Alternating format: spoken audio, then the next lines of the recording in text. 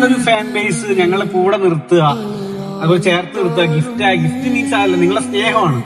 നിങ്ങൾ ഗിഫ്റ്റ് ഒക്കെ ആയിട്ട് തന്നെ നിങ്ങളെ സ്നേഹമാണല്ലോ. നീ ആണെങ്കിലും ഞങ്ങൾക്ക് എന്താണോ ഇഷ്ടം അത് ഞങ്ങൾ എവിടേക്കാണോ പറയണത് ആ സാധനം കളക്ട് ചെയ്ത് കൊണ്ടുവരിക.